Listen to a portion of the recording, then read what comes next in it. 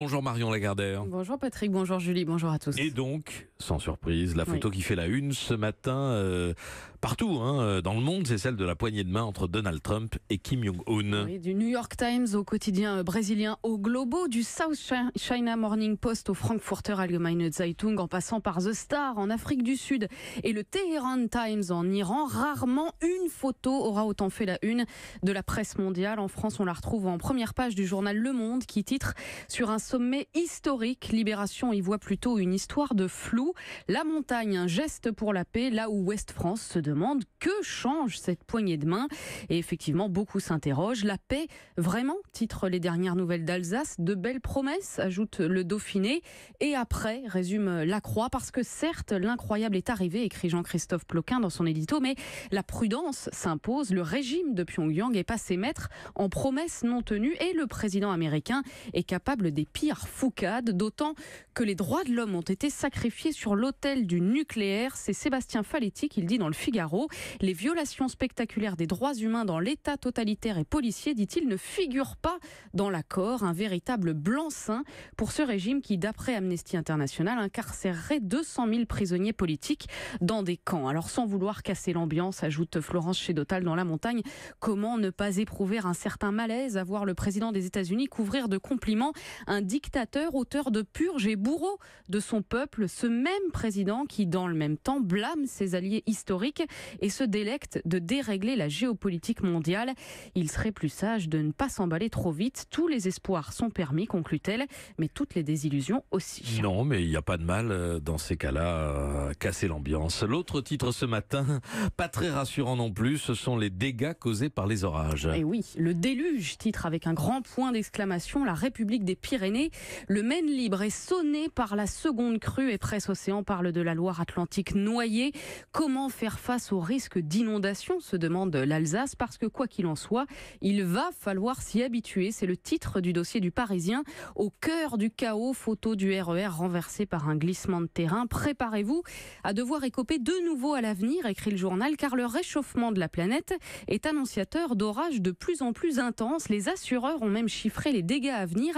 92 milliards d'euros pour les 25 prochaines années contre 48 milliards pour les 25 qui viennent de s'écouler.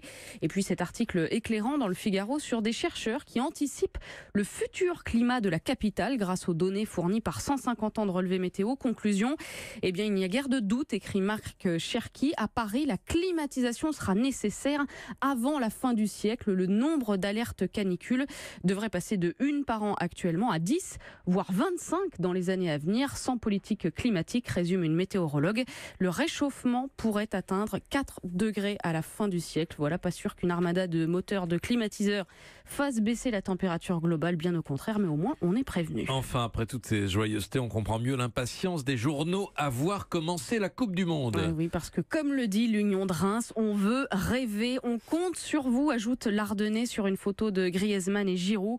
Voilà, on veut rêver, on veut penser à autre chose, à être tous unis grâce au foot, suggère en une Pèlerin Magazine.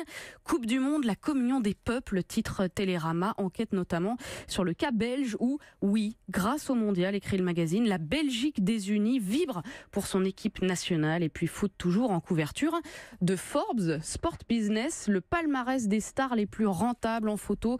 Le Français Antoine Griezmann, son costume cravate parfaitement coupé et une grosse montre en or ou plaqué or, ne persiflons pas, bien visible au poignet. Mais sans surprise, le footballeur le plus bankable, comme dit le magazine, eh bien c'est l'attaquant du Real Madrid, Cristiano Ronaldo, et ses 35 millions de revenus publicitaires.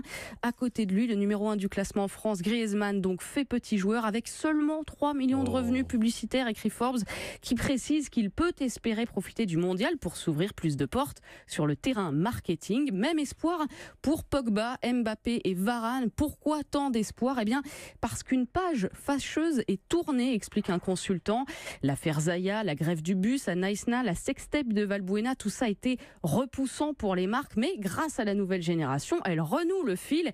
L'équipe de France fait de nouveau vendre du shampoing, des portables et des rasoirs, comme quoi rien n'est jamais perdu. Enfin, autre publication inattendue où l'on parle de la Coupe du Monde, c'est l'Usine Nouvelle, le magazine du secteur industriel, qui nous dit que c'est tout bénef pour les entreprises françaises. Vinci a décroché des chantiers de stade, Schneider Electric leur alimentation, DLF les pelouses, Louis Vuitton a réalisé la malle de protection de la Coupe du Monde et dernier gagnant, les champagnes Tétinger retenus par la FIFA pour célébrer la victoire en finale. En même temps, essayer de faire sauter le bouchon d'une bouteille de vodka alors qu'il n'y a pas de bulle, ça aurait été beaucoup moins drôle. Allez, cocorico, vive la France et vivement le monde.